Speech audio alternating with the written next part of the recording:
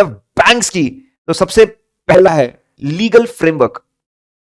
अगर आप बैंक का ऑडिट कर रहे हैं तो बैंक को लगने वाले जो लॉज रूल्स और रेगुलेशंस है वो आपको पता होने चाहिए। हमने क्या किया, उसको क्रोनोलॉजिकल ऑर्डर में 1934 में आरबीआई एक्ट है, उसको पावरफुल बनाने के लिए 1949 में बैंकिंग रेगुलेशन आया, बैंकिंग सर्विसेज पहुंचाने के लिए 1955 में स्टेट बैंक ऑफ इंडिया का एक्ट आया, और आगे पहुंचाने के 1959 में स्टेट बैंक का सब्सिडरीज वाला एक्ट आया, फिर और लोगों तक पहुंचाने के लिए प्राइवेट नेशनलाइजेशन ऑफ बैंक्स हुआ, banking acquisition transfer of undertaking act 1970 में, कि कैसे नेशनलाइज किया जाए बैंक्स को ताकि पब्लिक को आगे तक पहुंच सके। फिर 1976 में आरआरबीज रीजनल रूरल बैंक्स बनी और बैंकिंग सर्विस को प्रोवाइड करने के लिए। 1980 में फिर नेशनलाइजेशन हुआ ताकि और लोगों तक पहुंच सके। तो लोगों तक पहुंचने के लिए ये सारे एक्ट्स है। फिर क्वालिटी ऑफ बैंकिंग सर्विस को इंप्रूव करने के लिए 2000 के अंदर इंफॉर्मेशन टेक्नोलॉजी एक्ट आया, 2002 में मनी लॉन्ड्रिंग प्रिवेंशन एक्ट आया, पैसे बैंक के पैसे रिकवरी के लिए securitization and reconstruction of financial and enforcement of security interest act SARFAESI act आया,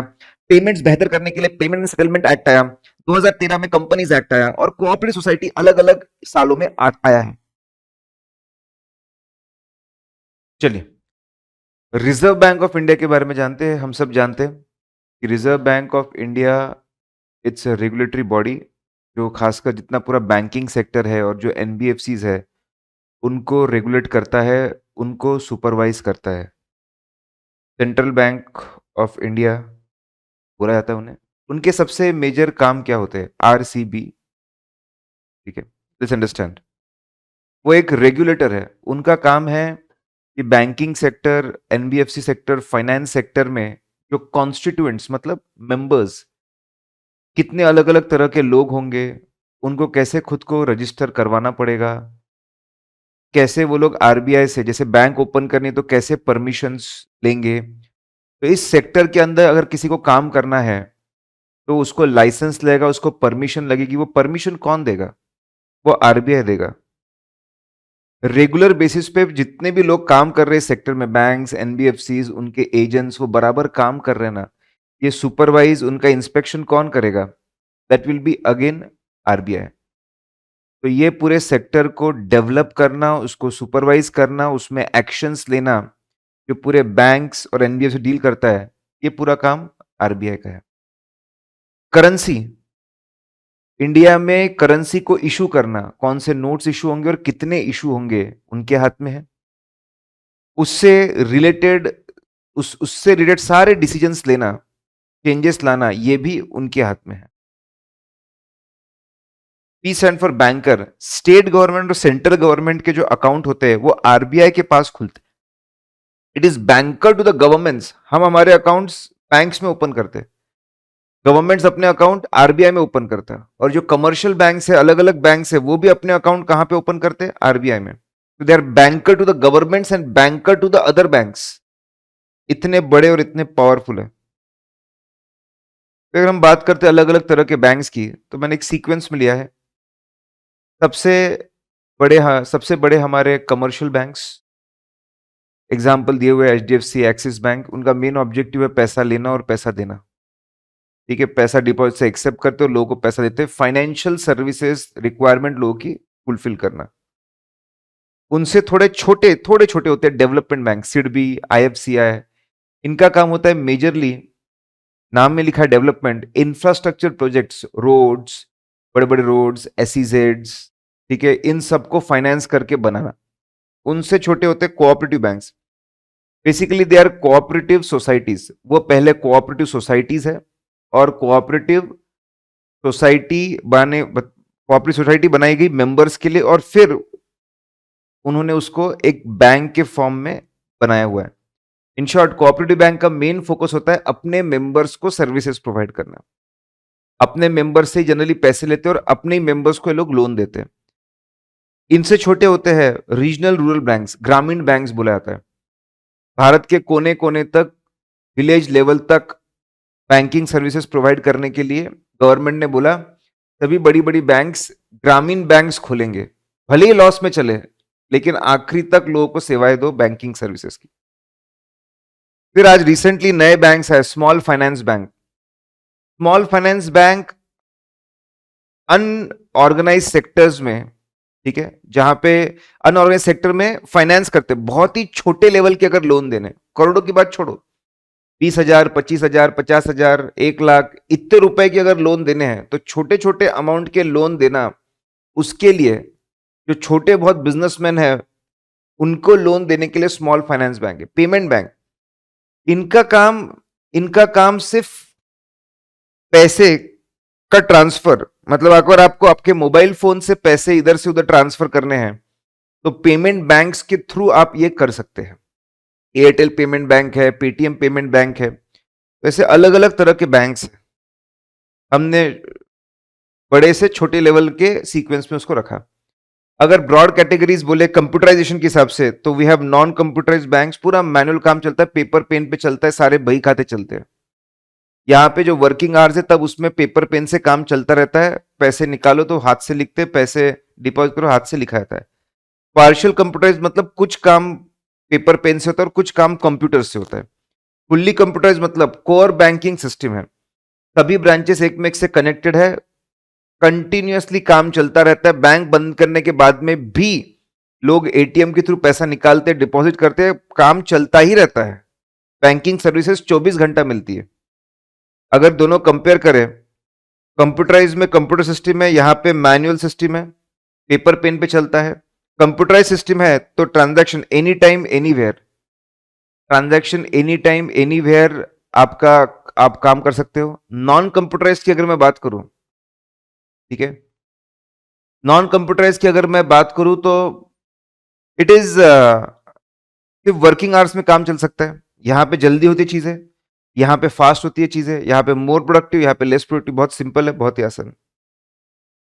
अगर मैं बोलूं कि फॉर्म कंटेंट कैसा होना चाहिए, तो सेक्शन 29 सबसेक्शन 1(2) है बैंकिंग रेगुलेशन एक्ट का, वो बोलता है कि सभी बैंक्स को अपने फाइनेंशियल स्टेटमेंट थर्ड शेड्यूल जो है, थर्ड शेड्यूल जो है वो थर्ड शेड्यूल के हिसाब से बनाना पड़ेगा। और थर्ड शेड्यूल के अंदर फॉर्म ए है जिसके अंदर फॉर्मेट दिया है बैलेंस शीट कैसे बनेगी, फॉर्म बी है उसमें लिखा फॉर्म पीएनएल कैसे बनेगा, और ये तो फॉलो करना ही है। इसके अलावा अकाउंटिंग स्टैंडर्ड्स इंडियस तो अभी तक नहीं लगे, अकाउंटिंग स्टैंडर्ड या इंडियस जो भी एप्लीकेबल है वो भी फॉलो करना पड़ेगा, subject to what RBI says, subject to what RBI says सभी लोगों को फॉलो करना पड़ेगा। सबसे बड़ी बैंक एसबीआई, उससे छोटी नेशनलाइज्ड बैंक्स हैं जिनका कंट्रोल लेके नेशनलाइज किया गया, उनसे बैंकिंग कंपनीज, आरआरबी, सबको फॉलो करना पड़ेगा। ऑडिट एज पर सेक्शन 30 सबको ऑडिट करवाना मैंडेटरी है, हर साल ऑडिट करवाना पड़ेगा। कौन करेगा? जो बंदा क्वालिफाइड है कंपनी का ऑडिट करने के लिए वही बंदा ऑडिट करेगा बैंक्स का भी। तो चार्ट अकाउंटेंट्स क्वालिफाइड है कंपनी का ऑडिट करने के लिए, तो वही लोग ऑडिट करेंगे बैंक्स का भी। ऑडिटर का अपॉइंटमेंट के बारे में क्या कहना है? तो ऐसा है, देखो एक सीक्वेंस में रखा है, सबसे बड़ी एसबीआई, आपको वर्टिकल पढ़ना है, सबसे बड़ी एसबीआई, उससे छोटी उसकी सब्सिडरीज, और हमारे जो मॉड्यूल में दिया वही हमको फॉलो करना पड़ता है। उनसे छोटे नेशनलाइज्ड बैंक्स जिनको पकड़ के गवर्नमेंट का कंट्रोल थोपा गया, आपके Punjab national bank, Canara bank, bank of Baroda, ये सब नेशनलाइज्ड बैंक्स है।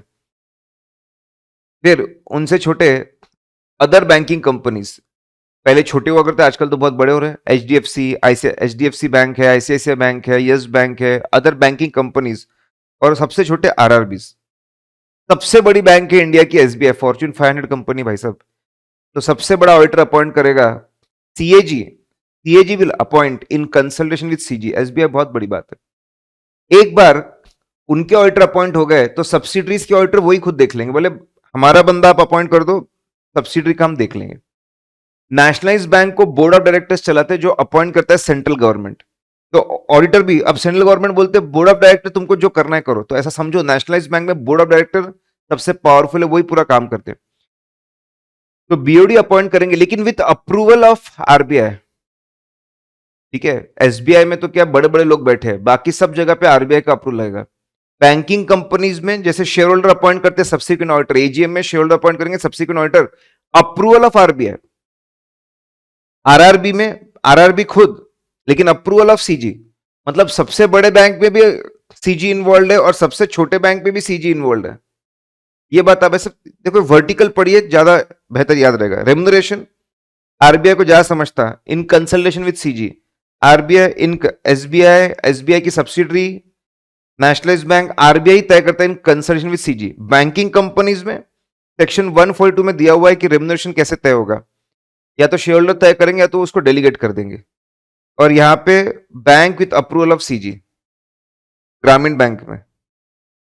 अगर फिर हम बात करते हैं बैंक ऑडिट कंडक्ट करने के स्टेजेस, क्या क्या चीजें होती है। देखो, अगर ऑडिट करना है तो पहला इनिशियल कंसिडरेशन, जैसे ही आपको ऑडिटर अपॉइंट करने की बात कर रहे हैं, पहले आपने कम्युनिकेशन करना चाहिए प्रीवियस ऑडिटर से, भाई साहब तुझे कोई गिले शिकवे है तो बता दे। फिर सोच समझ के छानबीन करके भरोसेमंद लोग है क्या, एक्सेप्ट करने के बारे में सोचना चाहिए। अगर आपने हाँ लग रहा है आपको, तो आपने उनको डिक्लेयर करना चाहिए, मैं इनडेटेड, ठीक है, डिक्लेरेशन इतना ही इनडेटेड है, इतना इनडेटेडनेस चलता है। सीए फाइनल में आएंगे तो वहां पे हम लिमिट पढ़ेंगे, ठीक है, इतना इंडेटेडनेस चलता है, 1 लाख तक का इंडेटेडनेस चलता है, मुझे आप अपॉइंट कर सकते हो। स्टैट्यूटरी ऑडिटर को बोला जाता है तो सिर्फ ऑडिट कर, बाकी काम मत कर, कॉन्फ्लिक्ट ऑफ इंटरेस्ट हो जाएगा। मेरे पास कोई इंटरनल असाइनमेंट नहीं है, मैं कॉन्करेंट ऑडिट मेरे पास नहीं है, स्टॉक ऑडिट मेरे पास में नहीं है, कोई भी दूसरा नहीं है। चलिए एंगेजमेंट इंटरेस्ट साइन करते हैं और हम मोटा मोटी कैसी टीम रहेंगे तय करें। ये इनिशियल काम होता है यहाँ पे। इनिशियल आपने पुराने बंदे से बात की, एक्सेप्ट करने का सोचा, फिर आपने बताया कि मैं इंडिडेट नहीं हूं, आपने बताया मेरे पास और कोई दूसरा काम नहीं है, वो सामने वाले ने एंगेजमेंट साइन किया, एक रफ टीम ऐसी रहेंगी, चर्चा होगी। सबसे पहले बैंक, आपको समझना है बैंक कौन से एरिया में है, कितने ब्रांचेस है, कंप्यूटराइज है नहीं है, मेजर इनके डिपॉजिटर्स कौन से है, मेजर इनके लोन कहाँ है लोग देते हैं, पहले वो समझो।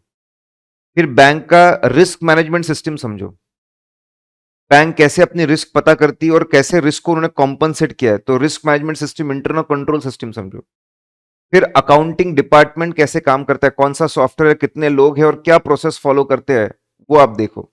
तो पहले इनिशियल चीजें हुई, फिर अंडरस्टैंडिंग, पहले समझना पड़ेगा ना यार, बैंक को, उसके रिस्क मैनेजमेंट सिस्टम को, इंटरनल कंट्रोल को, अकाउंटिंग को। फिर आइडेंटिफाइंग असेसिंग रिस्क, फिर आइडेंटिफाई करो कहां कहां पे रिस्क है। बैंक में सबसे बड़ी साइबर रिस्क होती है आजकल, फिर जहां पे कैश होती है वहां पर रिस्क होती है, तो बड़ी बड़ी रिस्क है, वो सारे रिस्क निकालो।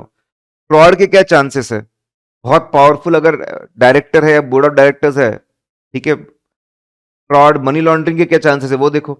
कितना काम इन्होंने आउटसोर्स किया, वहां पे गड़बड़ होने के क्या चांसेस है। इसके अलावा कोई और रिस्क है क्या, डिमोनेटाइजेशन की कोई रिस्क है, कोई और स्पेसिफिक रिस्क है क्या, इन्होंने कहीं पे यूक्रेन में इन्वेस्ट करके रखा है, ऐसा कुछ है क्या, रिस्क देख लो। एग्जीक्यूशन, टीम को लेकर बैठो, पहले चर्चा करो, इतना सब कुछ जो अंडरस्टैंडिंग है, जो रिस्क है, उसकी चर्चा कर लो। मटेरियलिटी तय कर लो, मटेरियलिटी आप तय कर लो, गोइंग कंसर्न का कोई इश्यू है पहले ही सोच लो। फिर बाद में ये सब आपने चर्चा कर ली, मटेरियल तय कर ली, अब रिस्पॉन्स टू रिस्क, मतलब ऑडिट प्रोसीजर क्या परफॉर्म करेंगे, उसके लिए पहले ओवरऑल ऑडिट स्ट्रेटेजी बनाइए, ऑडिट प्लान बनाइए, आपका समरी भी, प्लानिंग मेमोरेंडम, मेमोरेंडम एक समरी होती है, जो हमने पूरी स्ट्रेटेजी और प्लान है उसकी की मुद्दे मेमोरेंडम में, मेमोरेंडम इज अ समरी। तो आपका एग्जीक्यूशन में ये सारी बातें, रिपोर्टिंग में फाइनेंशियल स्टेटमेंट पे ऑडिट रिपोर्ट देनी पड़ेगी, बैंक की इंटरनल फंक्शनिंग कैसी है, इंटरनल डिपार्टमेंट्स कैसे काम कर रहे हैं, उसके लिए खास लॉन्ग फॉर्म ऑडिट रिपोर्ट बनती है, ठीक है, इसके बारे में आगे चर्चा भी है।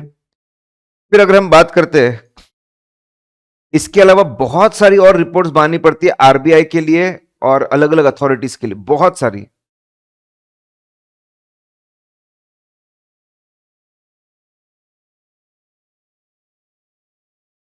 एंगेजमेंट टीम डिस्कशन ऐसे तो सभी ऑडिट के लिए इंपॉर्टेंट है, आईसीआई ने बैंक ऑडिट के साथ इसको अच्छे से कवर किया और एम्फोसाइज किया है। जब टीम मेंबर्स आपस में मिलते हैं, इंफॉर्मेशन एक्सचेंज करते हैं, उसको हम लोग एंगेजमेंट टीम डिस्कशन बोलते हैं। ये जनरली बहुत बहुत अच्छे से होता है प्लानिंग स्टेज के दौरान, टीम मेंबर्स मिलकर बहुत सारा डिस्कशन करते हैं। टीम मेंबर्स में हमारे सारे सीए फर्म के एम्प्लॉयज आते हैं, अगर किसी को कॉन्ट्रैक्ट पे लेकर आए थे वो आते हैं, और एक्सपर्ट है वो भी आते हैं। इसमें डिस्कशंस होते हैं, सब लोग बैंक को लेकर, बेसिकली कुछ लोग बैंक को पहले से जानते थे, कुछ लोग जाकर देख कर आते चीजें, सब लोग इंफॉर्मेशन शेयर करते हैं बैंक को लेकर कि बैंक का बिजनेस क्या है, उसका एनवायरमेंट कैसा है, इंटरनल कंट्रोल सिस्टम्स कैसे है, इसकी पूरी जानकारी वो लोग शेयर करते हैं आपस में, ताकि वो बैंक के बिजनेस को, उसके एनवायरनमेंट को, इंटरनल कंट्रोल सिस्टम को और बेहतर तरीके समझ सके, समझने के बाद रिस्की एरियाज को आइडेंटिफाई कर सके। और जो इसमें से सारी इंपॉर्टेंट बातें निकल कर आती है, सब लोग जो डिस्कशन करते हैं उसको बाकायदा बड़े प्यार से डॉक्यूमेंट भी किया जाता है। एग्जाम्पल के तौर पे क्या क्या बातें चर्चा में आती है।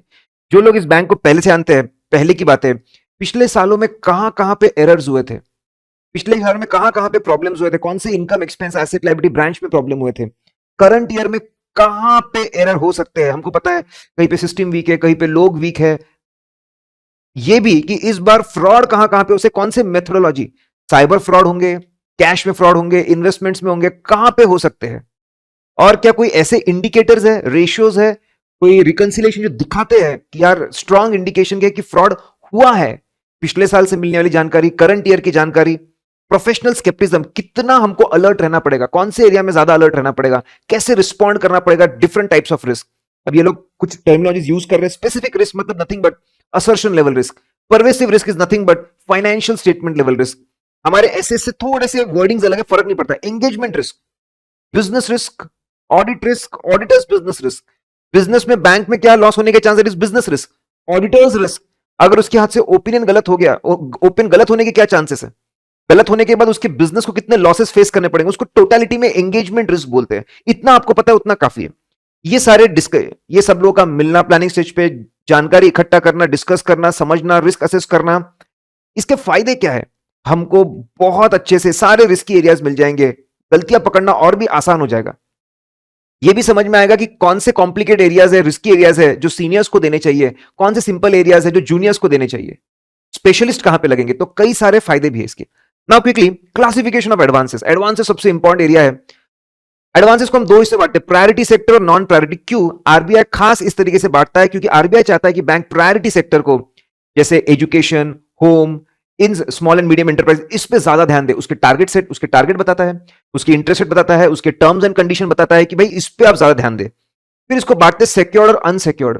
क्यों बांटते हैं इसको सिक्योर्ड और अनसिक्योर्ड में, क्योंकि प्रेजेंट बहुत सारे लोग जानना चाहते हैं कि भाई बैंक में जो लोन बढ़े कितने सिक्योर्ड अनसिक्योर्ड, प्रेजेंटेशन के लिए। और प्रोविजन का जो अमाउंट है वो चेंज होता है सिक्योर्ड अनसिक्योर्ड, इसलिए भी इस तरह का बाइफर्केशन जरूरी है। प्रूडेंशियल नॉर्म्स बांटते हैं स्टैंडर्ड एसेट्स एंड एनपीए। ऐसा बांटा जाता है क्योंकि स्टैंडर्ड एसेट के लिए बहुत कम 0.4, 0.25 इस तरीके का एनपीए प्रोविजन बनता है, और जो एनपीए होते हैं उसमें 15%, 25%, 40%, 100% इस तरीके से प्रोविजनिंग बंद होता है। देखिए अलग अलग तरह के एडवांसेस क्या होते हैं, टाइप्स ऑफ एडवांस। अगर मैं एडवांसेस को, एडवांसेस मतलब लोन्स गिवन, बांटना चाहूं तो फंडेड फैसिलिटीज और नॉन फंडेड फैसिलिटीज। जहां पे बैंक एक्चुअली पैसा देती है बोरोअर को, या उसके बिहाफ में किसी को एक्चुअल पैसे का ट्रांसफर इन्वॉल्व होता है, उसको बोलते हैं हम लोग फंडेड, मतलब पैसा लगा, term loan, cash credit, actual पैसा दिया जा रहा है। जहां पे बैंक एक्चुअल पैसा ट्रांसफर नहीं किया है, लेकिन आगे जाकर अगर कोई कंडीशन फुलफिल होती है तो पैसा ट्रांसफर करेंगे, उसको बोलते हैं non funded facility. Bank guarantee देती है हमारे बिहाफ में, लेटर ऑफ क्रेडिट इशू करती है हमारे बिहाफ में, ठीक है। ये सब नॉन फंडेड फैसिलिटीज में आएगा। तो फंडेड और नॉन फंडेड ये दो सबसे बहुत बड़ी तरह की फैसिलिटीज दी जाती है। अगर मैं बोलूं नोट्स टू अकाउंट्स में डिस्क्लोजर कैसे होते हैं, तो नेचर के हिसाब से, नेचर के हिसाब से डिस्क्लोजर्स होते हैं, ठीक है। आपके बहुत ही शॉर्ट टर्म जो लोन होते हैं, बिल परचेस एंड डिस्काउंटेड, बहुत ही शॉर्ट टर्म, जल्दी पैसा आ जाएगा, उससे थोड़ा ज्यादा टाइम लगता है। Cash credit, overdraft facility, loans on demand. देखो सीक्वेंस में जो बैंक को जल्दी पैसा मिल जाएगा, बिल परचेस में 3-4 महीने के अंदर मिल जाता है, कैश क्रेडिट में 1 साल के अंदर मिल जाता है, एक साल के अंदर, 2-3-4 साल में मिलता है, उसको टर्म लोन बोलते हैं। तो नेचर के हिसाब से सबसे पहले शॉर्ट टर्म, उससे थोड़ा लॉन्ग टर्म, उससे थोड़ा लॉन्ग टर्म। सिक्योरिटी के हिसाब से सिक्योर्ड बाय टैंजिबल एसेट, भाई टैंजिबल एसेट हमारे हाथ में, जमीन है हमारे हाथ में, गोल्ड है हमारे हाथ में, या फिर गारंटी दूसरे बैंक ने गारंटी दी है, गवर्नमेंट ने गारंटी दी है। फिर उसके बाद में unsecured, depending on place. India में देखो बैंक को नोट्स टू अकाउंट्स में डिस्क्लोजर देने पड़ते हैं, वही लोन्स को नेचर के हिसाब से बांट के बताना पड़ता है, वही लोन को सिक्योरिटी के हिसाब से बांट के बताना पड़ता है। टोटल दोनों का सेम रहेगा, वही लोन्स को जगह के हिसाब से बांट के बताना पड़ता है। आपने इंडिया में कितने लोन दिए, आपने इंडिया के बाहर कितने लोन दिए, इंडिया में प्रायोरिटी सेक्टर को कितने लोन दिए, पब्लिक सेक्टर को कितने लोन दिए, बैंक्स को कितने दिए, अदर्स, इन सबको कितने कितने लोन आपने बांटे? इंडिया के बाहर कितने दूसरे, ठीक है, दूसरे बैंक से ड्यू फ्रॉम, दूसरे बैंक से कितना लेना है, दूसरों से कितना लेना है, उसमें भी अदर्स में से बिल्स का कितना लेना है, सिंडिकेटेड साथ में मिलके कितने लोन दिए अदर्स, ये आपको बताना पड़ेगा। अगर हम बात करते हैं नेचर ऑफ सिक्योरिटी की, तो लोन देखो, पूरे चैप्टर में आप बैंक के पॉइंट ऑफ व्यू सोचो, जब तक ऑडिट कैसे करना ये बात नहीं, तब तक आप बैंक के पॉइंट ऑफ सोचो। बैंक जब बोरोर को लोन देती है फॉर पर्टिकुलर एसेट, घर बनाने के लिए, बिल्डिंग बनाने के लिए, प्लांट बनाने के लिए, जिस एसेट के लिए लोन दिया वही एसेट जब सिक्योरिटी में मिलता है उसको प्राइमरी सिक्योरिटी बोलते हैं। उसके अलावा कोई additional fix asset, gold, shares security में मिलते हैं, उसको बोलते हैं कोलैटरल सिक्योरिटी। अगर हम बात करें सिक्योरिटी के एग्जांपल, बैलेंस शीट को याद करिए, आपके बैलेंस शीट में एसेट साइड में फिक्स एसेट होता है।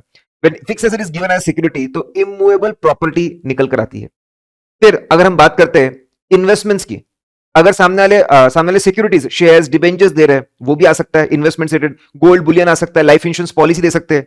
करंट एसेट्स की बात करते हैं, स्टॉक मिल सकते हैं, स्टॉक या फिर डेटर्स, स्टॉक डेटर्स मिल सकते हैं। अगर फार्मर है तो अपना जो प्लांटेशन है, उसकी जो प्लांट, उसका जो पूरा क्रॉप है वो एज ए सिक्योरिटी दे सकता है। अदर्स में पर्सनल गारंटी, डायरेक्टर्स की पर्सनल गारंटी, शेयर होल्डर की पर्सनल गारंटी मिल सकती है, जो जिन्होंने पर्सनल गारंटी दी है उनकी सिक्योरिटी हो सकती है, थर्ड पार्टी गारंटी हो सकती है। बैंक जनरली, ये क्या होता है, इंडियन कॉन्ट्रैक्ट एक्ट है 1872, वहां पे सेक्शन 171 है, वो ऐसा बोलता है कि अगर बैंक के पास में बोरोर का कोई भी एसेट है, कोई भी मनी, कोई भी एसेट है किसी भी रीजन की वजह से, और इस दौरान अगर डिफॉल्ट होता है तो वो जो भी एसेट उसके पास में, उसके ऊपर लीन एक्सरसाइज कर सकता है, बेच नहीं सकता, लीन एक्सरसाइज कर सकता है कि भैया तू पहले पैसे दे मेरे और मैं एसेट तेरे को दे दूंगा, ठीक है, ये वैलिड रहेगा। If there is no contract, अगर इसके कॉन्ट्ररी कोई कॉन्ट्रैक्ट नहीं है, इसको तोड़ने वाला कोई कॉन्ट्रैक्ट नहीं है, तो सेक्शन 171 लग जाता है। फिर मोड ऑफ क्रिएशन, अलग अलग तरह की सिक्योरिटी क्या होती है, अलग अलग तरह की सिक्योरिटी क्या होती है और उसके टर्म्स एंड कंडीशंस के हिसाब से दोनों को ध्यान रख के और बांटा है। इसको हम आगे डिस्कस करें उसके पहले हमको कुछ बातें पता होनी चाहिए। लीगल चार्ज, ये लीगल चार्ज क्या होता है, what do you mean by legal charge? जब बैंक को सिक्योरिटी मिलती है, इस ऐसे टर्म्स एंड कंडीशन है कि वो अगर डिफॉल्ट होने पर इमीडिएटली वो बेच करके अपने पैसे वसूल कर सकता है। अगर इस तरह के टर्म्स एंड कंडीशन है, इस तरह का अरेंजमेंट है, तो उसको बोलते हैं लीगल चार्ज।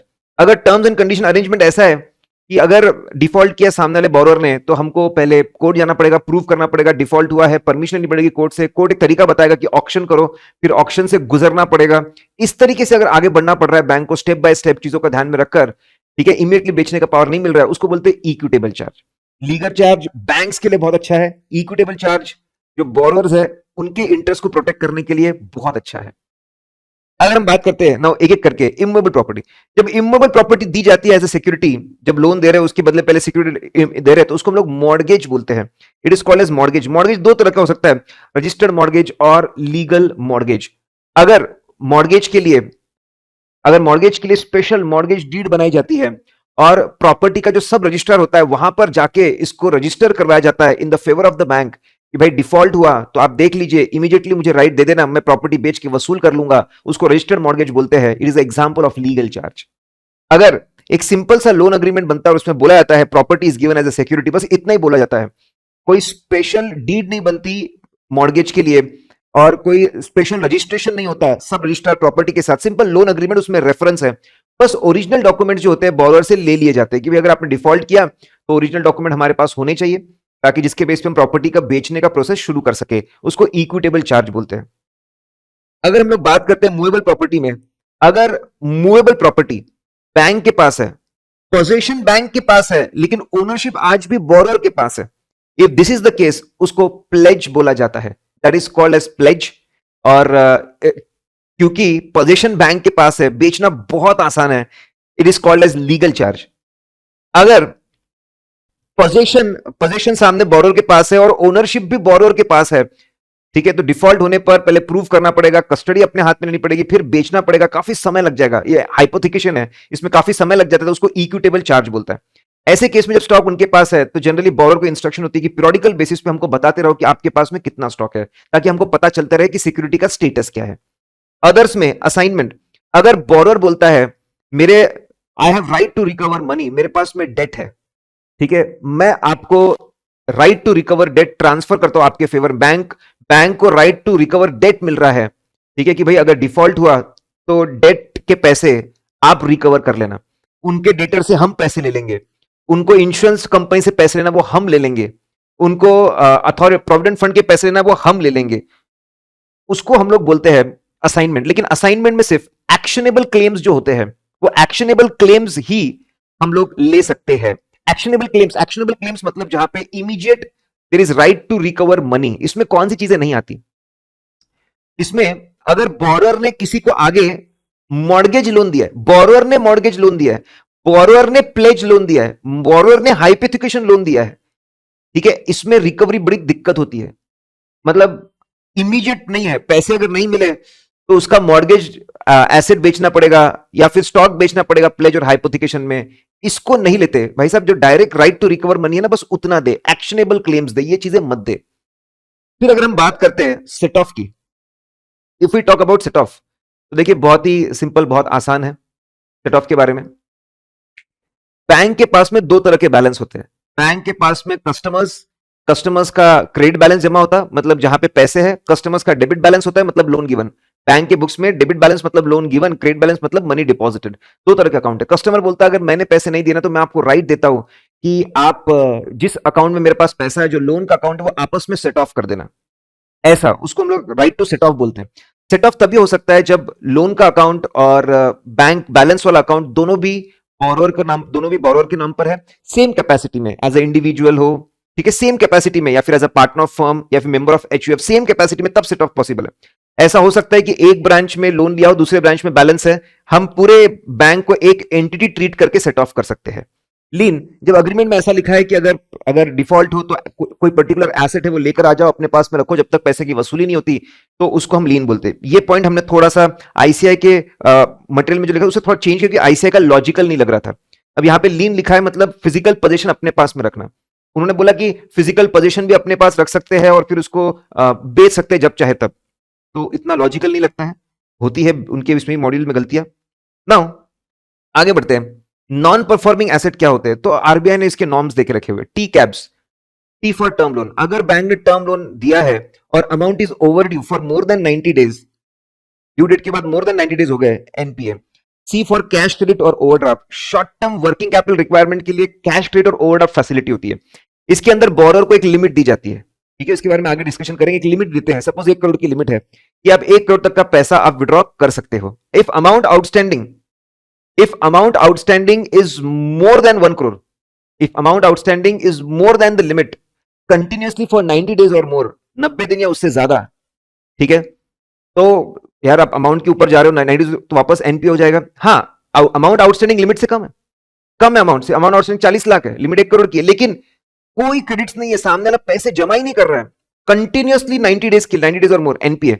पैसे जमा कर रहा है, लेकिन जो पैसे जमा कर रहा है वो काफी नहीं है, जो इंटरेस्ट डेबिट हो रहा है अकाउंट में उसको भी कवर नहीं कर पा रहे, it will be again NPA, ठीक है। फिर उसके बाद सी इज फॉर क्रेडिट कार्ड। अगर मैं बात करूं क्रेडिट कार्ड की, तो क्रेडिट कार्ड में आप देखेंगे हमेशा कि मिनिमम अमाउंट ड्यू होता है। अगर बोरर, सामने वाला borer minimum amount due pay नहीं करता within 90 days from next statement date, अगले स्टेटमेंट डेट से, not from the present due date, from the next statement date, उसको हम लोग बोलते हैं फिर एनपीए। जो गैप है, जो 2 स्टेटमेंट गैप है, should not be more than a month, generally नहीं होता। और ये जो स्टेटमेंट के अंदर की ड्यू डेट है एनपी के लिए इंपॉर्टेंट नहीं है, क्योंकि वो 90 दिन काउंट करता है नेक्स्ट स्टेटमेंट डेट से, ज्यादा फर्क नहीं पड़ता, 10-15 दिन का फर्क पड़ेगा उससे। जो आरबीआई बोलता है कि 90 दिन बाद पैसे नहीं मिल रहे, आप उसको एनपीए बोल दो, फिर आप पेनल्टी लगाना शुरू कर दो। और क्रेडिट इंफॉर्मेशन कंपनीज होती है जो सभी बैंक से डेटा जमा करती है डिफॉल्टर्स का, फिर आप उनको भी बता दो। सजेशन है, बैंक अगर चाहे तो पेनाल्टीज और जल्दी क्रेडिट इंफॉर्मेशन कंपनीज को बता सकते हैं। फिर A is for agriculture, long duration crop के लिए अगर आपने लोन दिया है, जो जिसको रेडी होने में 1 साल से ज्यादा लगता है, आपने लोन दिया, ड्यू डेट पे पैसे नहीं मिले, वेट फॉर 1 मोर सीजन, पूरा 1 सीजन वेट करिए, पैसे नहीं मिले, फिर उसको एनपीए, बैंक के अकाउंट्स डिपार्टमेंट ने उसको एनपीए डिक्लेयर करना चाहिए। शॉर्ट ड्यूरेशन क्रॉप के लिए अगर लोन दिया है तो लोन देने के बाद में 2 क्रॉप सीजन वेट करें, उसके बाद आप उसको एनपीए ट्रीट करें। स्टेट लेवल बैंकिंग कमेटी है, वो तय करती है सभी स्टेट्स के लिए कि सीजन कब शुरू होंगे, कब लोन देने चाहिए, ड्यू डेट्स क्या होंगे, एक्सेट्रा। बिल परचेस और डिस्काउंटेड की अगर हम बात करते हैं, ठीक है, अगर वो ओवरड्यू रहते हैं फॉर मोर देन 90 डेज, वापस वो एनपीए हो जाएगा। अब हम एक्सेप्शंस और क्लैरिफिकेशंस की बात करते हैं। हमारी सिंपल सी कहानी है, आईसीआईसीआई बैंक ने मल्टीपल लोन्स और मल्टीपल इन्वेस्टमेंट्स किए हैं। जैसे लोन पे पैसे नहीं मिले रेगुलरली तो एनपीए हो जाता है, इन्वेस्टमेंट भी पैसे नहीं मिले एनपीआई हो जाता है। तो मल्टीपल लोन्स दिए हैं, अगर एक भी लोन एनपीए होता है या एक भी इन्वेस्टमेंट एनपीआई होता है तो सारे लोन सारे इन्वेस्टमेंट्स एनपीए एनपीआई हो जाएंगे। ठीक है, समझ रहे आप? सभी बैंक्स को अपनी पोजीशन देख, बाकी बैंक्स को भूल जाइए, सभी बैंक्स अपनी पोजीशन देखेंगे। ठीक है, अगर उनको लगता है कि बोरर ने एक पे डिफॉल्ट किया तो सबको एनपीए एनपीआई डिक्लेयर करना पड़ेगा। अब मुकेश भाई ने, ठीक है, मुकेश भाई है सामने बोरर, उन्होंने एंटीला दिया और लोन लिया है। सिक्योरिटी आपको बचा नहीं सकती, सिक्योर्ड होंगे तो भी आप एनपीए हो सकते हो, सिक्योरिटी आपको बचा नहीं सकती। उल्टा अगर मार्केट में पोटेंशियल थ्रेट ऑफ रिकवरी है, मार्केट में ऐसी खबरें चल रही है कि भाई ये बोरोअर पैसे नहीं दे पाएगा, और उसी दौरान ऐसा होता है कि सिक्योरिटी की वैल्यू बहुत गिर जाती है, इट फॉल्स मोर देन 50%, तो उसको सीधा डाउटफुल कर देंगे।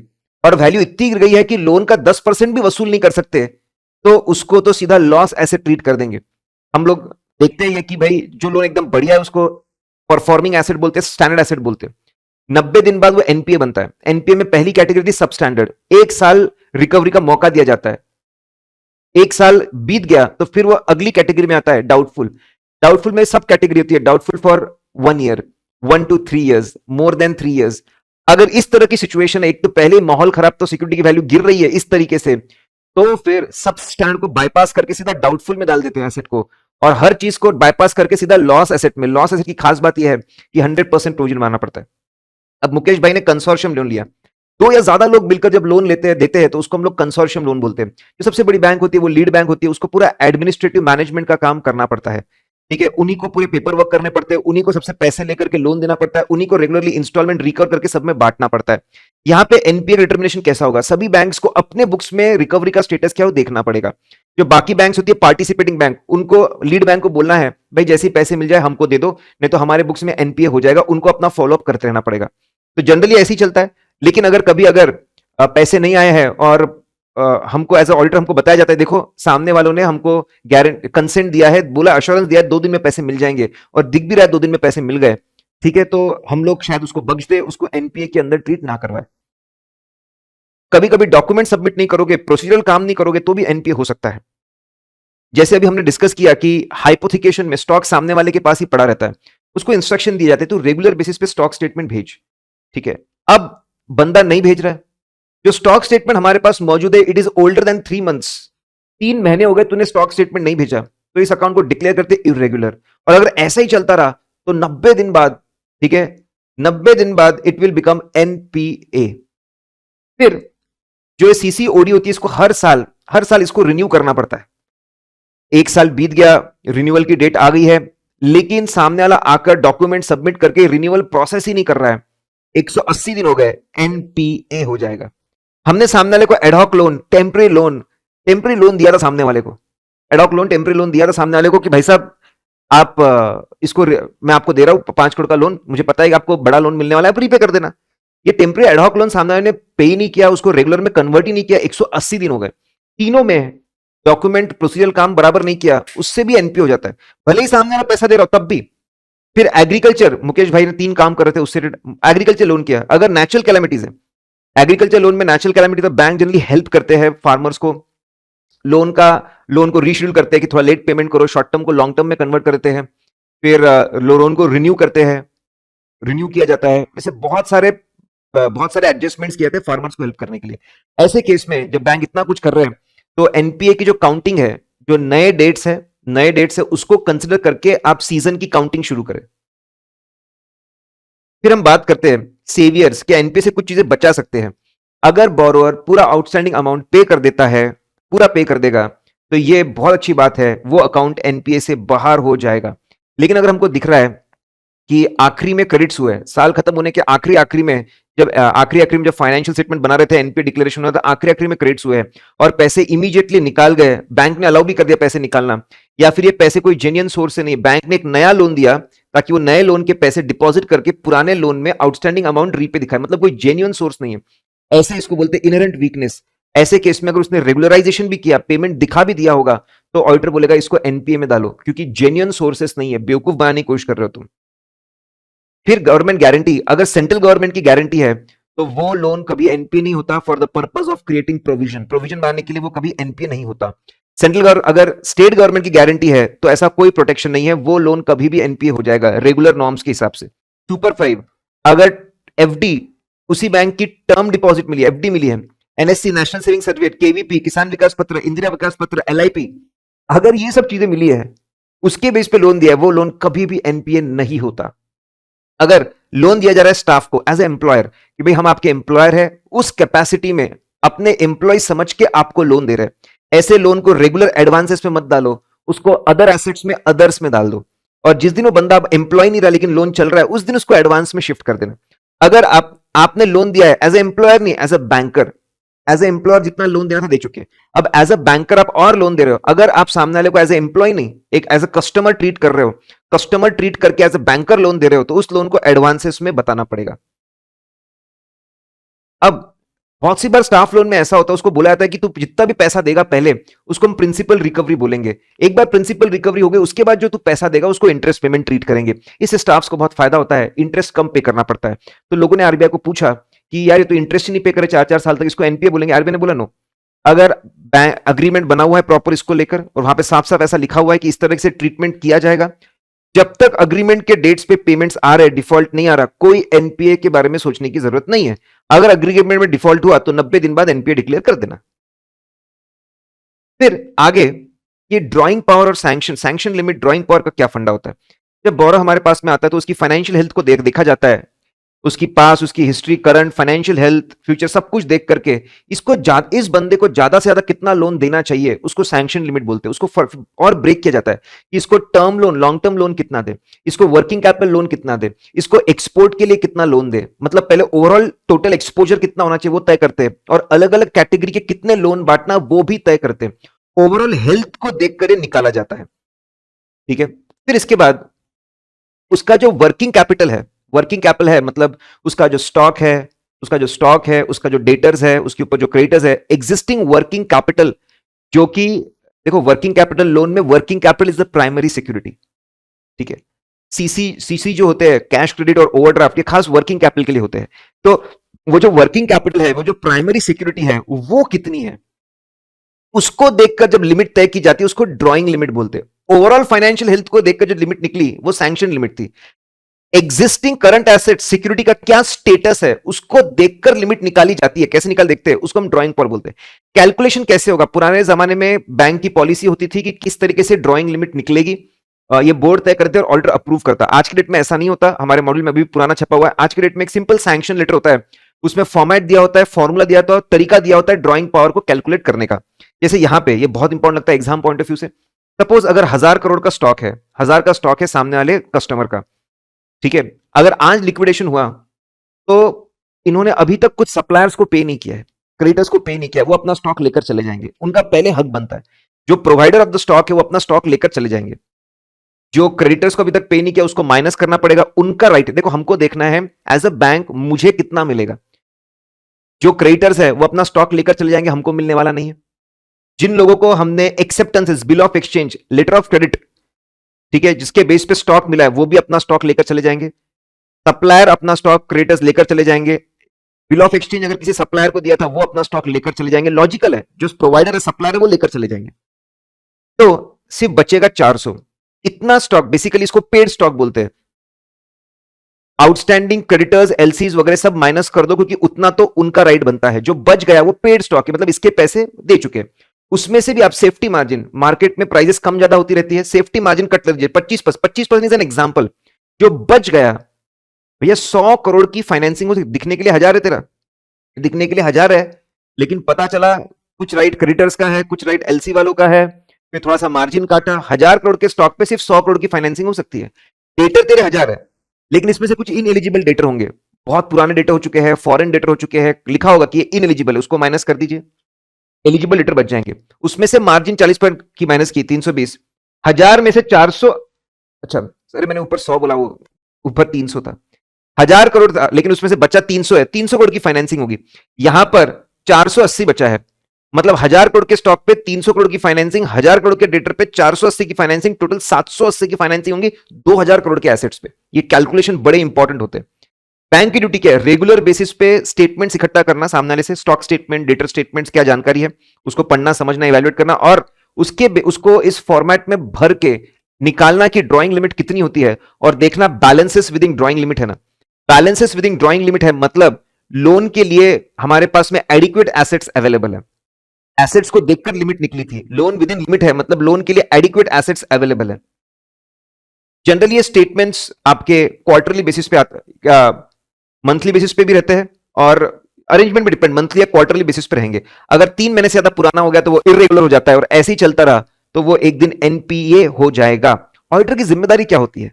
ऑडिटर की जिम्मेदारी बहुत सिंपल है। ऑडिटर की जिम्मेदारी ये देखना कि ये लोग रेगुलर बेसिस पे इंफॉर्मेशन कलेक्ट कर, ये लोग कैलकुलेशन मेथोडोलॉजी, इनका फॉर्मेट सैंक्शन लेटर के हिसाब से बराबर है ना, ये लोग बराबर स्टेटमेंट से डेटा लेकर कैलकुलेशंस कर, डेटा को चेक करना पड़ता है। जो डेटा आया है वो क्वार्टरली स्टेटमेंट रिटर्न से मैच होना चाहिए, एनुअल फाइनेंशियल स्टेटमेंट से मैच होना चाहिए। सब डेटा को अलग अलग तरीके से हम मैच कर सकते हैं। ये सब अगर डेटा सही है तो एवरीथिंग शुड मैच। अगर हम बात करें स्टॉक ऑडिट, जहां पे funded exposure, working capital loan 5 crore के ऊपर दे चुके हैं, तो वहां पे बैंक्स किसी दूसरे डिफरेंट सीएसीए फर्म को स्टॉक ऑडिट करने के लिए अपॉइंट करते हैं। वो जाकर देख कर आते हैं कि सही में इतना स्टॉक ऑडिटर है क्या, चेक करके आते हैं। अगर कंसोर्शियम लोन है तो लीड बैंक स्टॉक ऑडिटर को अपॉइंट करते हैं, स्टॉक ऑडिटर की रिपोर्ट बाकी सब पार्टिसिपेटिंग बैंक्स को भेज दी जाती है, जिसको पढ़ सकते हैं। बड़ी काम की चीज होती है।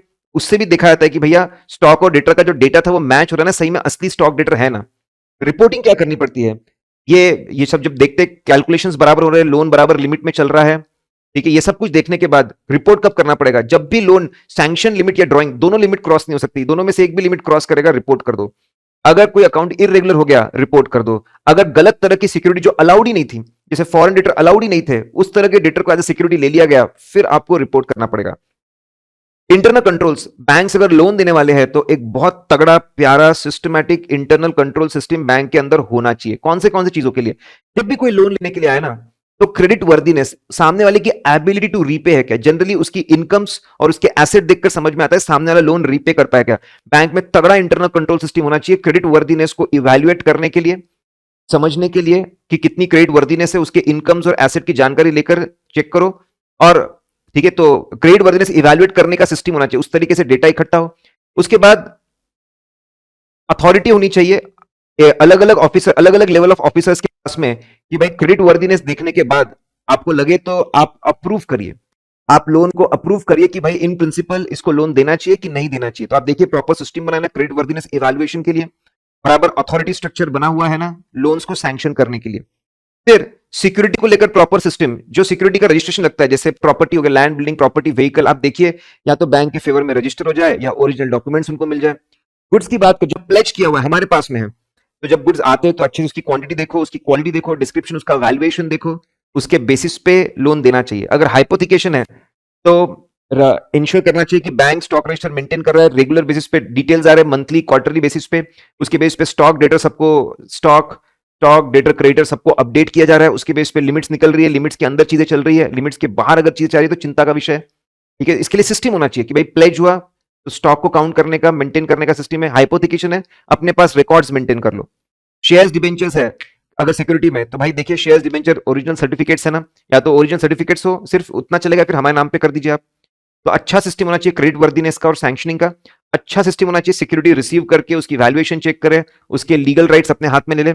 अच्छा सिस्टम होना चाहिए डॉक्यूमेंट, फिर डॉक्यूमेंट, जब ये दो चीजें क्लियर हो जाती है तो फाइनली अग्रीमेंट्स बनते हैं। फाइनली अग्रीमेंट प्रॉपर बनने चाहिए, सैंक्शन आपके अग्रीमेंट्स बन रहे हैं, डॉक्यूमेंट्स बन रहे हैं। फिर जब लोन पेमेंट की बात आएगी, मार्जिन सिक्योरिटी में से आप प्रॉपर मार्जिन आप डिडक्ट कर लीजिए और बैलेंस लोन दे दिया जाएगा। जो लोन दिया आपने चेक करना है कि जिस पर्पस के लिए पैसा दिया था उसके लिए, तभी रीपे कर पाएगा सामने वाला। उड़ा दिया तो कहां से रीपे करेगा? और आपने एज ऑल्टर रेगुलरली सिस्टम होना चाहिए ऑपरेशंस, भाई अकाउंट में कितने रिसीट पेमेंट चल रहे, फ्रीक्वेंसी क्या है, कोई अनयूजुअल विड्रॉल तो नहीं है, अनयूजुअल पेमेंट तो नहीं है, सिस्टम होना चाहिए। इन सब चीजों के लिए अच्छे क्रेडिट वर्दीनेस और सैंक्शनिंग के लिए, सिक्योरिटी को रिसीव करने के लिए, डॉक्यूमेंट्स बनाने के लिए, मार्जिन रिडक्शन के लिए, कंप्लायंस के लिए, ऑपरेशन के लिए। अगर हम बात करते हैं, if we talk about audit of advances, अभी तो सिस्टम की बात की थी, अगर एडवांसेस की अगर हम बात करें तो बी प्राउड करके शॉर्टकट है। ठीक है, अगर हम इंडिविजुअल लोन्स चेक करने हैं तो उसमें कैसे हम लोग चेकिंग करेंगे? Basis of valuation. जो भी आपके लोन्स होंगे, फॉरेन करेंसी लोन्स होंगे, आप हमेशा ध्यान रखिए उसको प्रॉपर क्लोजिंग रेट से वैल्यू करना पड़ेगा। पी फॉर प्रोविजंस, हमेशा देखिए कि लोन्स प्रॉपर कैटेगराइज किए हुए, परफॉर्मिंग, नॉन परफॉर्मिंग सब कैटेगरीज में उसके हिसाब से प्रोविजन बना के रखे। R for recoverability of the advances, अगर डिस्प्यूट वाला एडवांस है, इंसॉल्वेंसी वाला एडवांस है, तो लिक्विडेटर के टच में रहिए, कितने पैसे मिल सकते हैं, लॉयर के टच में रहिए, कितनी रिकवरी हो सकती है, उसके हिसाब से अमाउंट दिखना चाहिए। जो आउटस्टैंडिंग अमाउंट है, ठीक है, जो आउटस्टैंडिंग अमाउंट नजर आ रहा है वो आपके जो लोन का लेजर होगा उससे मैच होना चाहिए। बस 31 मार्च तक के लोन आने चाहिए। ईयर एंड के बाद लोन दिए थे वो नहीं आने चाहिए थे। ईयर एंड के पहले रीपेमेंट हो गए वो माइनस हो जाने चाहिए। बराबर 31 मार्च तक के ही लोन आए, बाद के लोन ना आए, इस साल के अगले साल ना जाए, अगले साल के इस साल ना आए। Same with the repayment. अगर अनरिकॉर्डेड एडवांसेस है कि भाई हमारी फॉरेन ब्रांचेस ने लोन देकर रखा है, हमको पता नहीं, इंश्योर करिए unrecorded advances, new branches, foreign branches में ऐसा जनरली होता है, या फिर नए तरह के लोन लॉन्च किए। डॉक्यूमेंट्स, हर लोन में सपोर्टिंग डॉक्यूमेंट्स होने चाहिए, पूरे आइडेंटिफिकेशन डॉक्यूमेंट्स होने चाहिए, income documents, asset documents, agreement सभी दिखने चाहिए।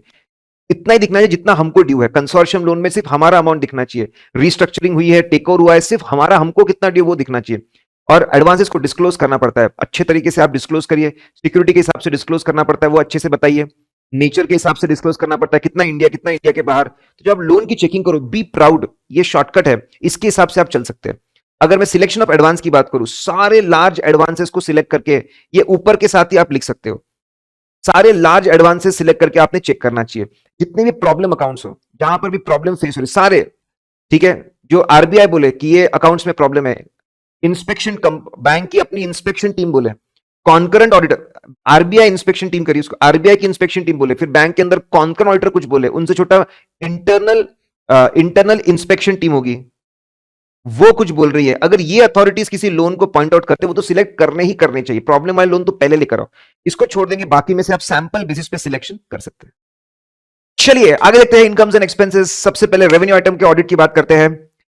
बहुत सारी बातें की है इनकम के अलग अलग पॉइंट्स की, ये पूरा क्वेश्चन आ सकता है या फिर इसका छोटा सा पार्ट कोई क्वेश्चन आ सकता है।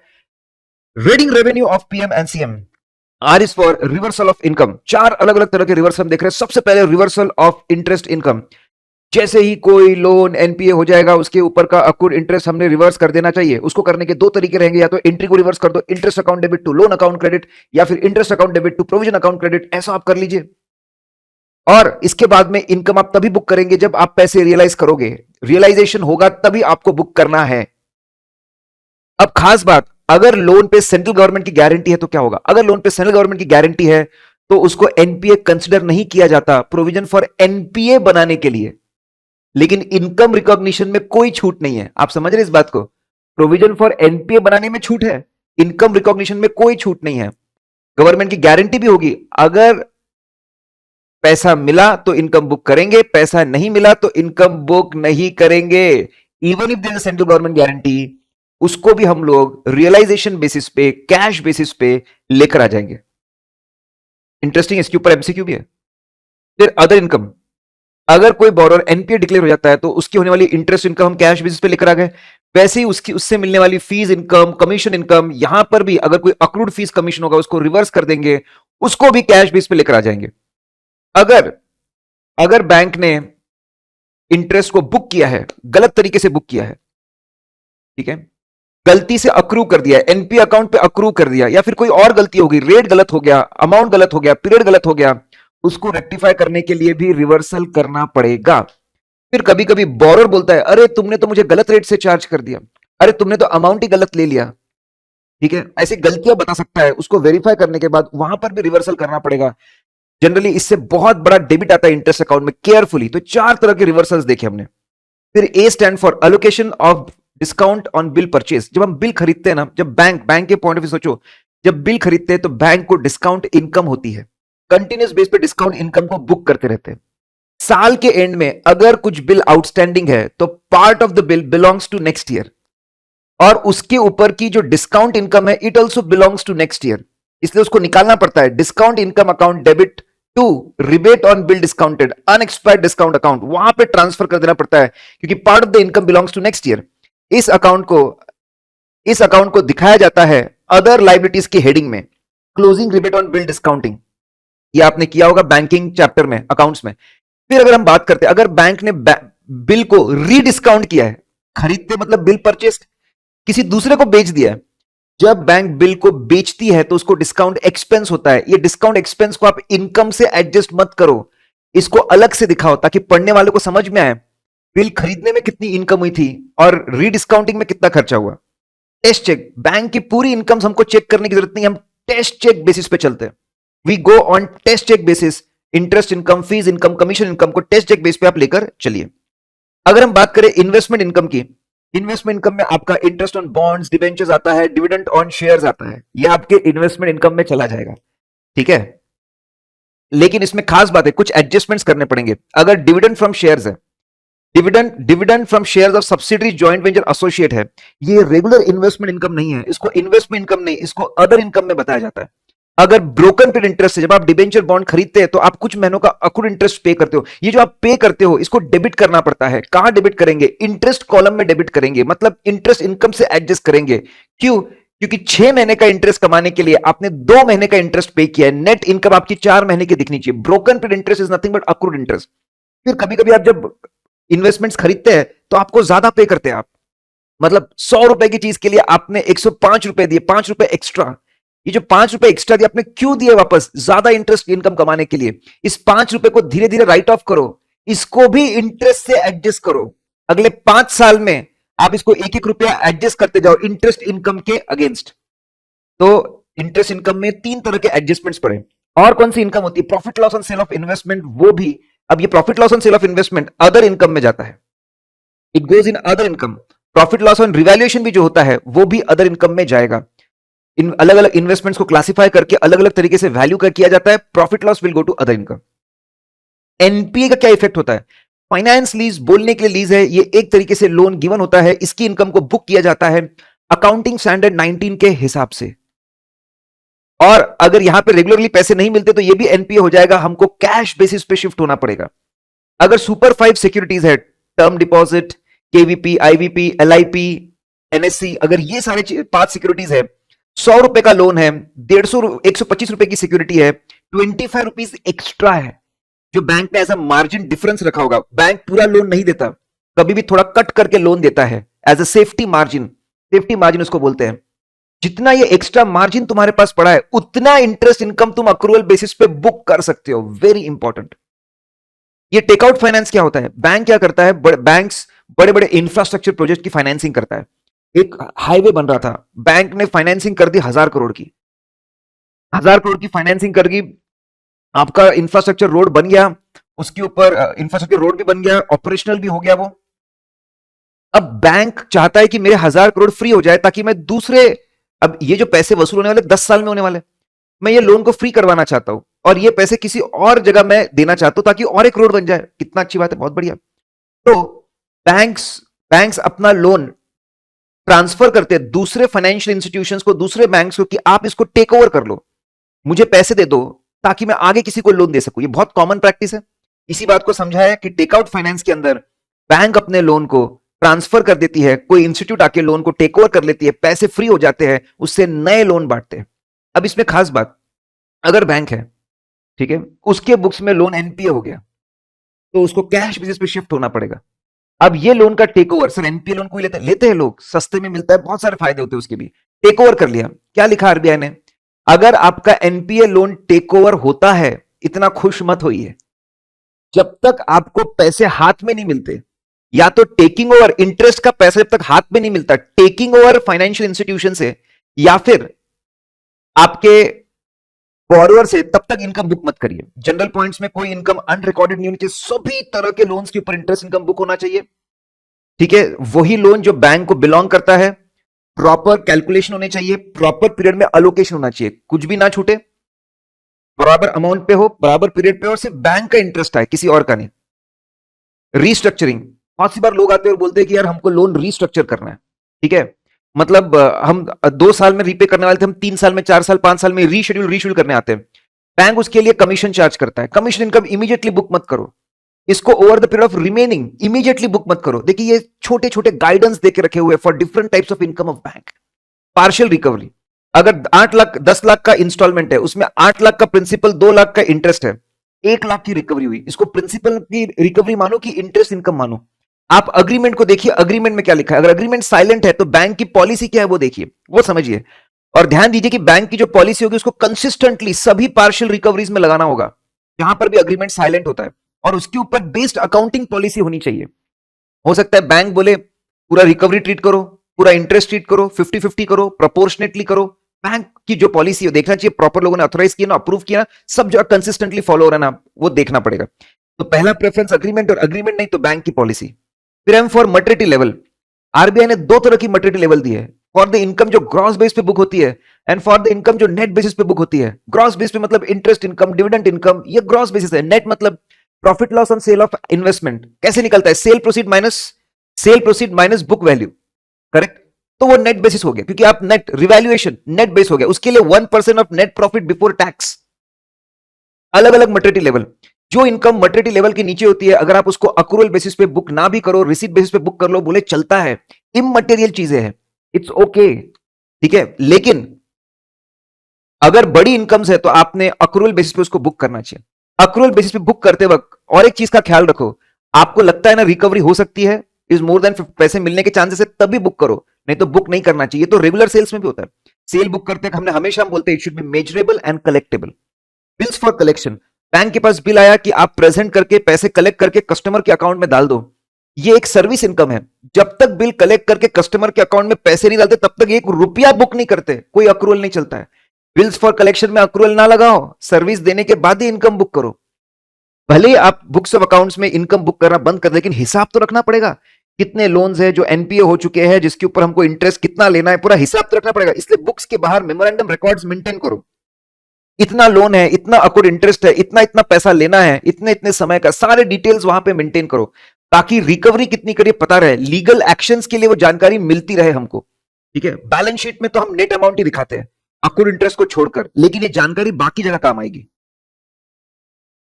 फिर अब इनकम के बारे में हो गया, अब एक्सपेंस के बारे में बात करते हैं। एक्सपेंस में देखिए, बैंक सबसे बड़ा खर्चा होता है इंटरेस्ट एक्सपेंस। बैंक अपना पूरा इंटरेस्ट एक्सपेंस, बैंक अपना पूरा इंटरेस्ट एक्सपेंस जो होता है वो जनरली कोर बैंकिंग सिस्टम का सॉफ्टवेयर होता है। सॉफ्टवेयर ही सारे लोन्स के अलग अलग रेट, अलग अलग पीरियड का, अलग अलग फ्रीक्वेंसी ऑफ इंटरेस्ट होती है, उसके हिसाब से कैलकुलेशन करके एंट्री लगाता है। इसलिए इंटरेस्ट एक्सपेंस चेक करना है तो इंटरनल कंट्रोल सिस्टम को समझकर उसको टेस्ट करना, सॉफ्टवेयर को टेस्ट करना सबसे इंपॉर्टेंट है, टेस्ट ऑफ कंट्रोल्स। उसके बाद सब्सटैंटिव प्रोसीजर, सब्सटैंशिएट करना पहले एनालिटिकल प्रोसीजर। इंटरेस्ट रीजनेबल लग रहा है ना, हमने पढ़ा था जहां पे वॉल्यूमलेस ट्रांजैक्शन होते हैं ना, वहां पे हम लोगों ने एनालिटिकल प्रोसीजर लगानी चाहिए, तो वो लगाइए। तीन अलग अलग तरह के कंपैरिजन है, पहले काम करिए पिछले साल से कंपैरिजन, कैसा होगा ये कंपैरिजन, देखिए मैं आपको बता रहा हूं। आप क्या करिए, पिछले साल का टोटल इंटरेस्ट और एवरेज बैलेंस, आप पहले डिपॉजिट को ब्रेक करिए अलग अलग कैटेगरी में, 1 साल वाले, 1 से 3 साल वाले, 3 से 5 साल वाले, मोर देन 5, जो भी कैटेगरीज में आप बांटिए। फिर हर कैटेगरी के लिए आप पिछले साल का टोटल इंटरेस्ट, एवरेज बैलेंस, पिछले साल का एवरेज इंटरेस्ट रेट निकालिए, फिर इस साल का एवरेज इंटरेस्ट रेट निकालिए, कंपेयर करिए, डिफरेंस है कि नहीं है, ठीक है।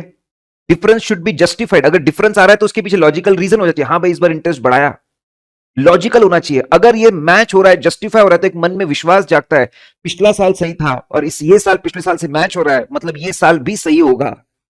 फिर और एक कंपैरिजन, पिछले साल से तो कंपेयर कर लिया, अब आप मंथली इंटरेस्ट निकालिए, क्वार्टरली इंटरेस्ट निकालिए, उसका ब्रेकअप निकालिए, मंथली क्वार्टरली इंटरेस्ट निकालिए, उसका ब्रेकअप निकालिए। आप चीजों को पिछले महीने से, पिछले क्वार्टर से आप कंपेयर करिए, पिछले महीनों से, पिछले क्वार्टर से आप कंपेयर करते जाइए, ठीक है। कंपैरिजन में आपका जितना भी इंटरेस्ट है, आपको डिफरेंस जस्टिफाइड होना चाहिए। इंटरेस्ट बढ़ रहा है तो जस्टिफाइड है ना, अगर इंटरेस्ट कम हो रहा है तो जस्टिफाइड है ना। Compare with immediately previous month और क्वार्टर, अगर है तो फिर मन में विश्वास जागता है सब सही जा रहा है। फिर अभी देखिए सीक्वेंस पे, पहले पिछले साल से कंपैरिजन किया, फिर पिछले महीने से कंपैरिजन किया, अब एनुअल कंपैरिजन। क्या करिए, साल खत्म होने के बाद में फिर से टोटल इंटरेस्ट लीजिए हर कैटेगरी का, उसका एवरेज बैलेंस लीजिए, average interest rate for each category of deposit लीजिए। अब उसको आप एक काम करिए, आप जनरली बैंक्स में क्वार्टरली डेटा बहुत स्ट्रांग बनता है, क्वार्टरली डेटा को लीजिए, क्वार्टरली डेटा की मदद से वेटेड एवरेज इंटरेस्ट रेट निकालिए। क्वार्टरली डेटा है, उसकी मदद से वेटेड एवरेज इंटरेस्ट रेट, मतलब आपने पहले एनुअल डेटा के मदद से एक एवरेज निकाला, क्वार्टरली डेटा के मदद से और एक एवरेज निकालिए, और ये एनुअल को आप वो क्वार्टरली वेटेड एवरेज डेटा से, रेट से कंपेयर करिए। देखिए क्वार्टरली डेटा भी पूरे साल का है, पूरे साल को रिप्रेजेंट करता है, वहां से निकलने वाला एवरेज और तो हमने जो ऐसे निकाला है वो दोनों मैच होने चाहिए। अगर मैच हो रहा है मतलब फिर चीजें सही है। पहले पिछले साल से कंपैरिजन, फिर डायरेक्ट इंटरेस्ट का कंपैरिजन पिछले महीने या क्वार्टर से, फिर एनुअल एवरेज का क्वार्टरली एवरेज से कंपैरिजन। अगर ये कंपैरिजन मैच हुए, जस्टिफाइड है, मन में विश्वास पैदा होता है, इंटरेस्ट सही है। देखिए ये पूरा डेटा बैंक के पास होता है, बैंक के एम्प्लॉयज को डेटा सिस्टम से एक्सट्रैक्ट करके सारे कैलकुलेशंस बनाकर ऑडिटर को देने होते हैं। ऑडिटर उसको सैंपल बेसिस पे चेक करता है और फिर उसको एनालाइज करता है। Test of details, completeness check करना है आप। ठीक है, देखिए कि टोटल जितने भी डिपॉजिट से सब पे इंटरेस्ट चार्ज हुआ ना, खास करके क्लोजिंग अक्रूड पे ध्यान दीजिए कि क्लोजिंग अक्रूड इंटरेस्ट छूट तो नहीं गया। एक्यूरेसी में इंटरेस्ट रेट बड़ा इंपॉर्टेंट रोल प्ले करता है।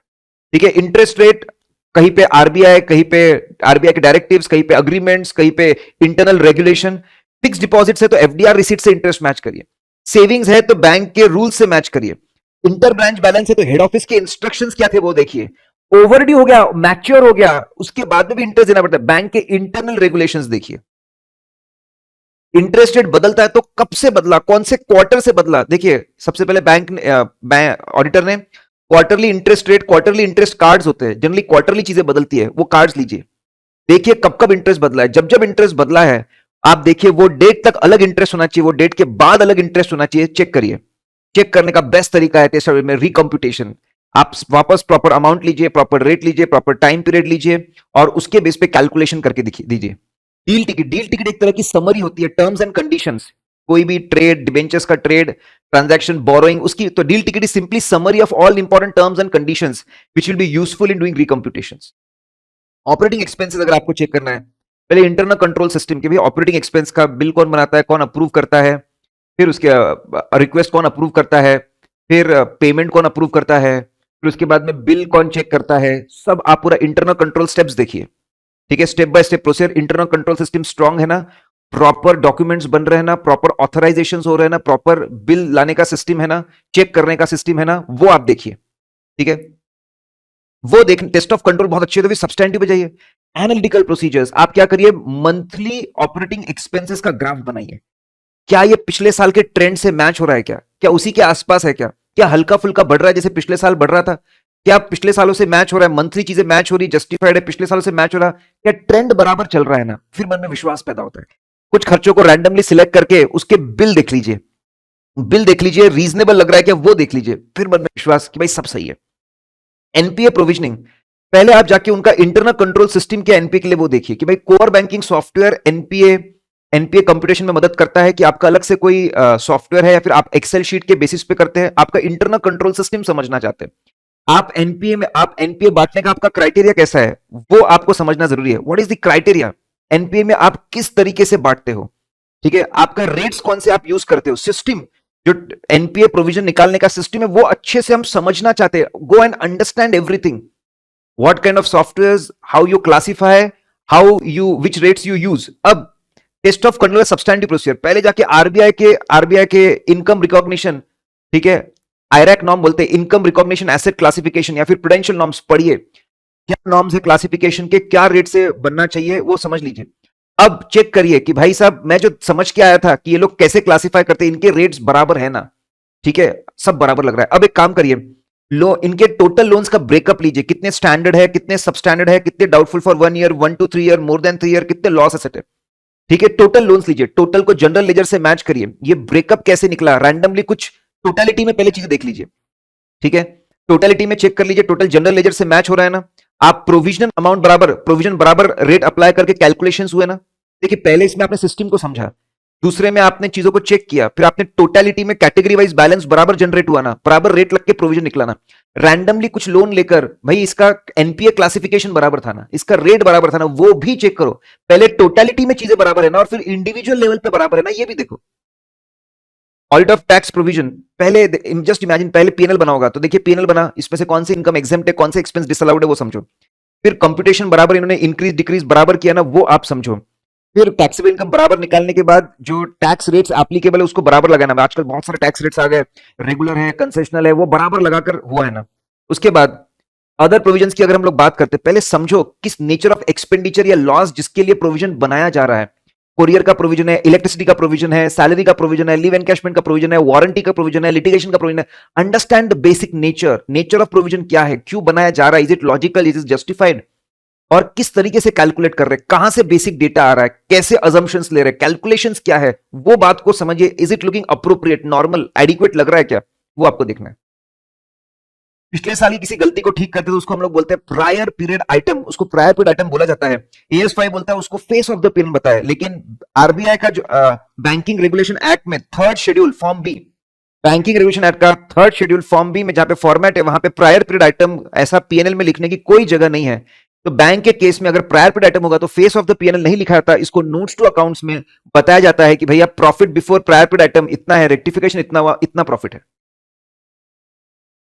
फिर अब रिपोर्टिंग की अगर हम लोग बात करते हैं, टाइप्स ऑफ बैंक, भाई साहब बैंक में अगर ऑडिटर है ना उसको कई प्रकार की रिपोर्ट्स देनी पड़ती है। इटैलिक्स करके शॉर्टकट है, क्या bank income recognition and asset classification IRAC norms के साथ बराबर कंप्लाई कर रहे हैं ना, उसकी रिपोर्ट देना पड़ता है।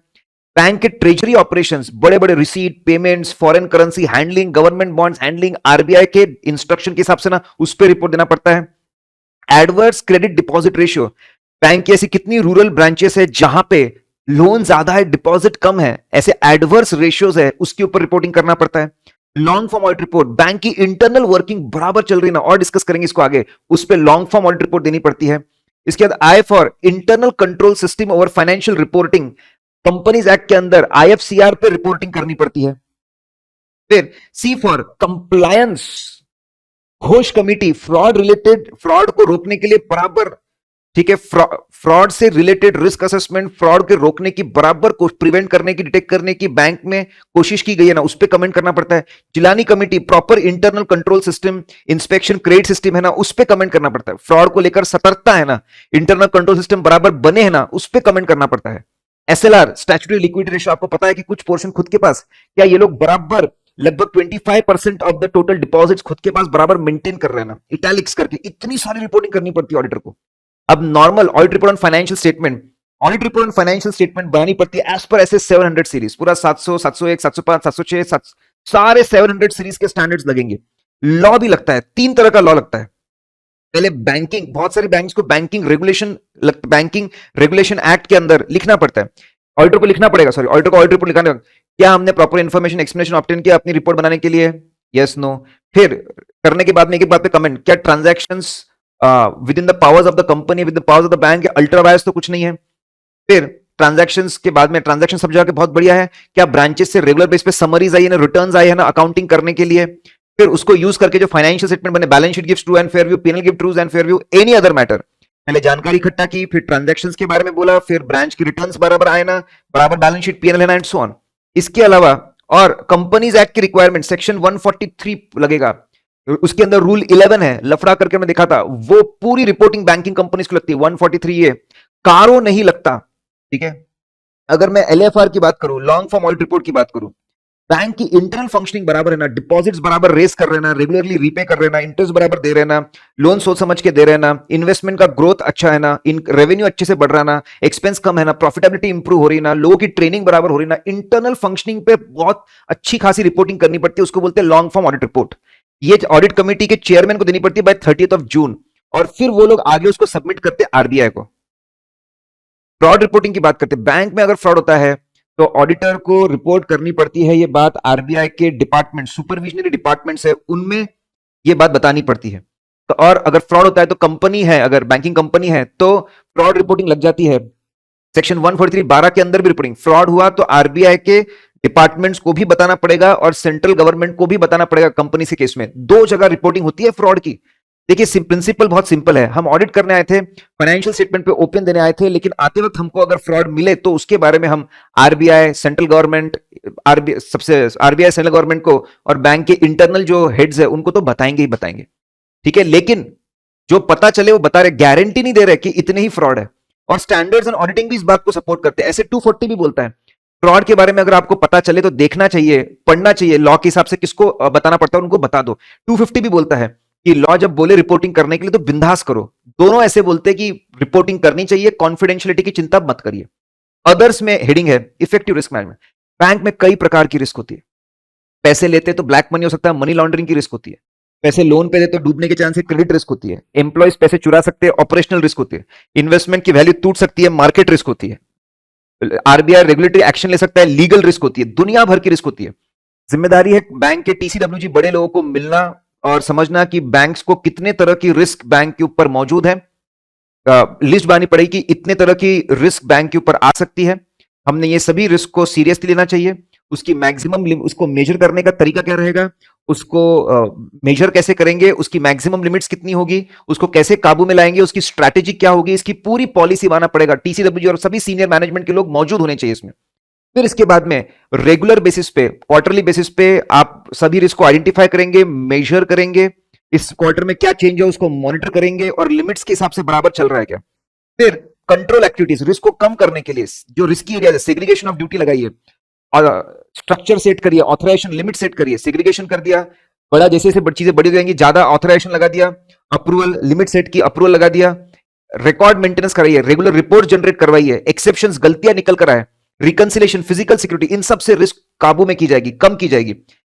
कंटिन्यूस बेस पे मॉनिटरिंग होनी चाहिए। देखिए, क्या कोई नए रिस्क को समझना जरूरी है, उसको मॉनिटर करना जरूरी है, एग्जिस्टिंग कैलकुलेशन का तरीका सही है, उसमें कुछ अजम्पशंस बदलने हैं क्या, मेथोडोलॉजी बदलनी है क्या, ये सोचना चाहिए। और इंडिपेंडेंट लोगों को बोलना चाहिए कि आप निष्पक्ष होकर, न्यूट्रल होकर बैंक की रिस्क कहां कहां पे वो देखने की कोशिश करिए। रिपोर्टिंग, डिटेल रिपोर्ट बननी चाहिए, अलग अलग तरह की रिस्क कितनी है, कितना उसका मेजर किया, उसको कैसे डील कर रहे हैं, क्या सिस्टम्स है, ये बननी चाहिए। और बैंक के बड़े लोग टीसीडब्ल्यूजी, उनको बताना चाहिए, एनुअल रिपोर्ट में बताना चाहिए कि रिस्क को कैसे मैनेज किया गया।